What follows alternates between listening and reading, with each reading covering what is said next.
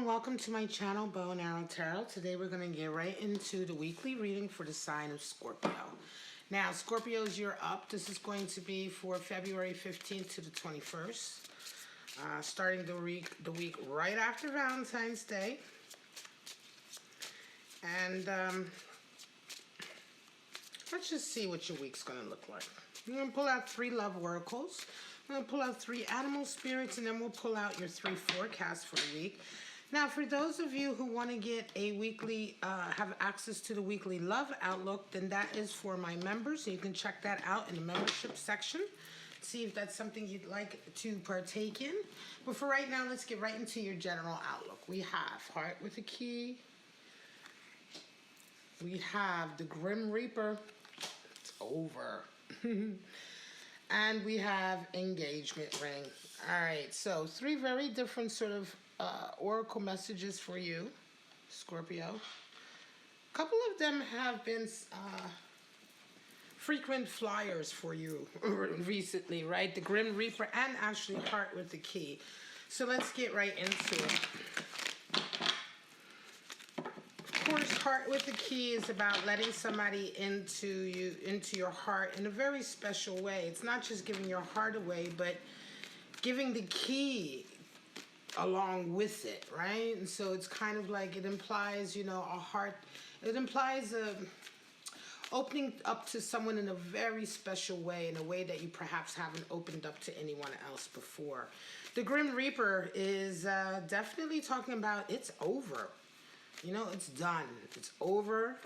There's no second chances with a certain relationship.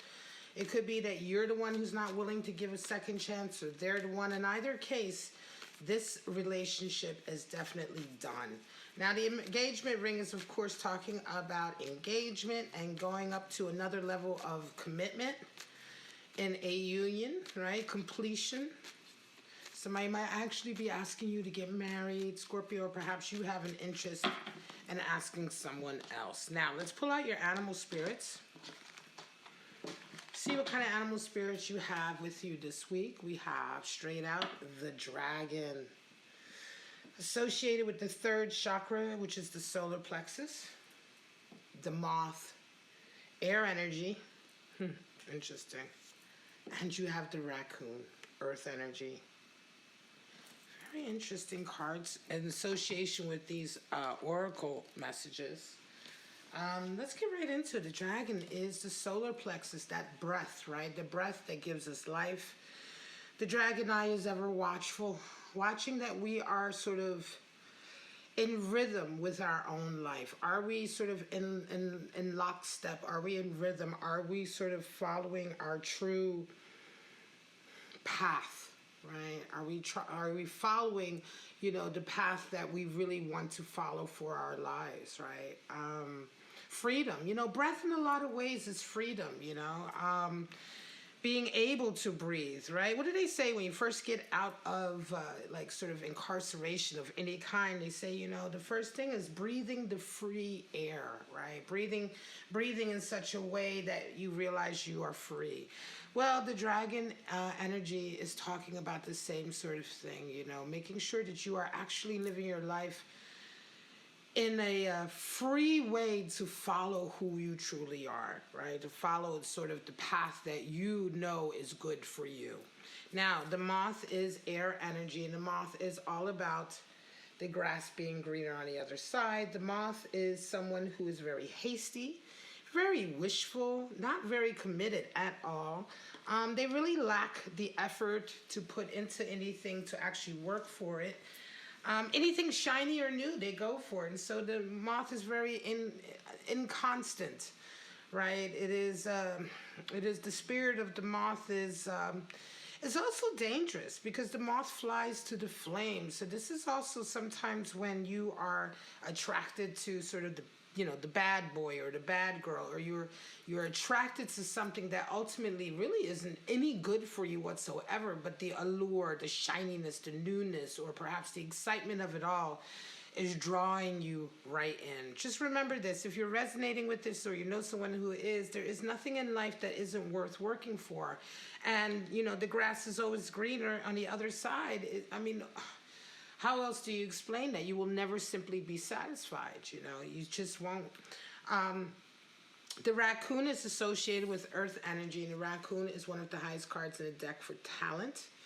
The raccoon is also the totem animal for musicians, excuse me, not magicians, musicians, people who do things with their hands or create things with their hands. Anybody who sort of is able to create something beautiful with their hands, whether it is playing an instrument or working with wood or what have you.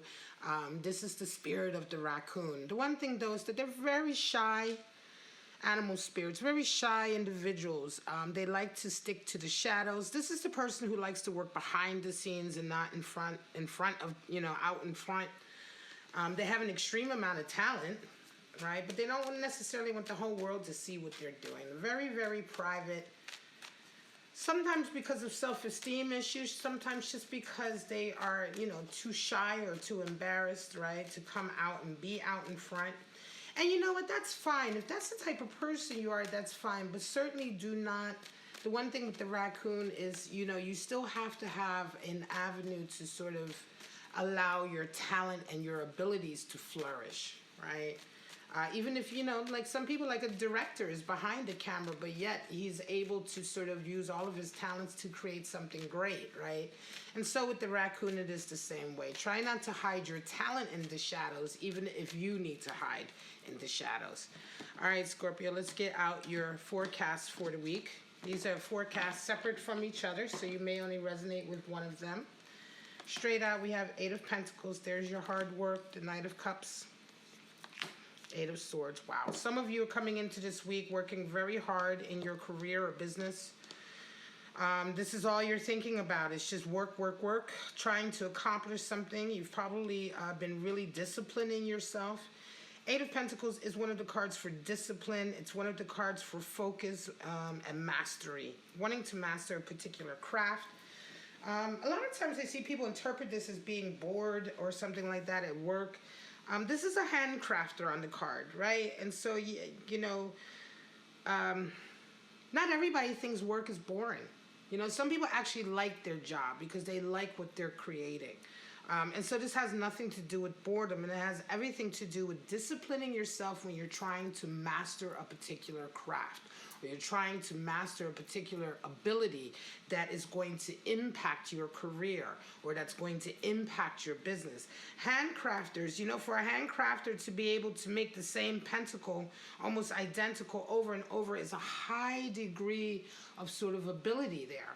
And so this is what you're trying to do. You're trying to become the best at something by the sheer hard work and practice. This week you come into a Knight of Cups. So somebody, I'm going to say somebody is interested in you, or you are interested in them. There's a desire to sort of go a little bit deeper and exchange feelings, right? The Knight of Cups is very romantic, very sweeping off the feet sort of thing, right? So it could be that somebody's coming in for you and they really want to sweep you off your feet this week, Scorpio, right? They may be seeing you working very hard and they're like, look, Scorpio, take a little time off. Let me take you out to this wonderful dinner or what have you. But you round your week off with an 8 of Swords, and that's quite interesting because you find out very quickly that this individual is quite toxic. 8 of Swords is a feeling of not being able to sort of make the right decision. It's a feeling of blaming the rest of the world because you're alienated, or you feel stuck, or you feel like you've been put in an impossible decision, an impossible position. It is the card for the gaslighter. It is the card for the person who plays the victim a lot of times. And so in this way, you know, it's interesting because it's like for some of you, yes, the Knight of Cups may have been very romantic. He may have certainly swept you off your feet and all of that. But it's like you very quickly realize that, I'm not necessarily sure if the flip side to this is what I want, right? Because it's very quickly becomes quite sort of toxic, right? This person can, you know, they're showing signs of just being impossible to talk to, right? Just being unsort of, I don't know. It's just, you know, it's like on the one hand, you're having a great time, and then all of a sudden they may say something or they may act in such a way where you're just like, wait a minute. are they nuts? You know, is something wrong with them? You know, it's like, you know, raising red flags here. You know, certainly raising red flags. All right. Four of Wands, Five of Swords, and the Devil. All right. Some of you are coming into this week with Four of Wands energy. It's a new relationship, right? Heart with the key. Could be engagement ring, possibly, but I feel like more it's heart with the key here. It's a new relationship. Venus and Aries energy is Four of Wands. And so we're talking about a new relationship with a lot of love. The relationship itself is very beautiful, right? You share a lot of beautiful emotions and a beautiful sort of events with each other. It's a relationship that starts off very quickly with mutual respect, strength, and love, which is one of the reasons why it has sort of all of the components needed for sort of a successful soulmate connection or successful twin flame journey, right? Which is why we associate this card, the 1111 card, with exactly that, the twin flame journey. But you come into this week with a Five of Swords, and that is a power struggle with someone. And you just realize you can't win with this person, you know? You just realize it's over, it's done with. You throw your hands up. This could be a case of the Grim Reaper in the sense that you're just done. You're done arguing with this person. You're done sort of battling with them, right? And you round your week off with the Devil. Now, I feel like this is like what's going on here, Scorpio, is that you had a really nice relationship with someone, but somewhere along the line, the dynamic went wrong, right?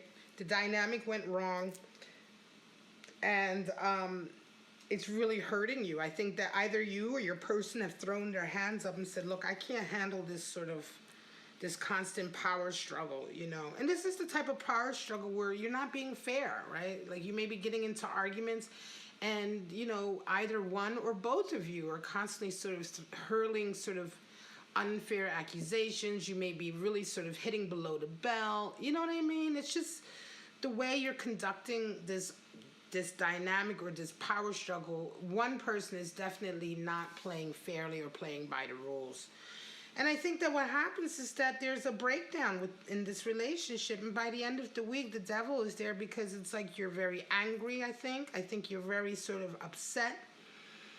You may indeed be very sort of, I want to say you may be feeling a little bit sort of, not damaged so much, but sort of like devil may care, you know, that kind of anger where you're just like, well, you know what, F you, I'm going to do what I want to do.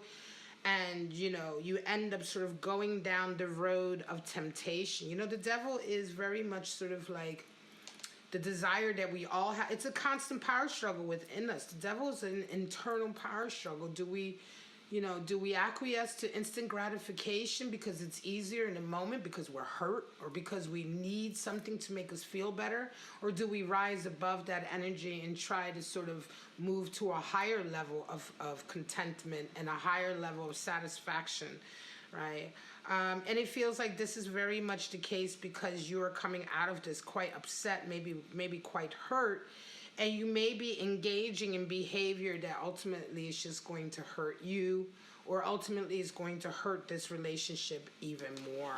You know, this could be a case of really needing to have a conversation.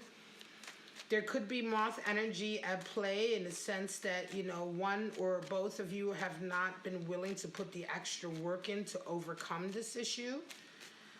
But it just feels to me like it goes wrong somewhere, and it's almost like, you know, a bad situation, a hurt situation goes from bad to worse here.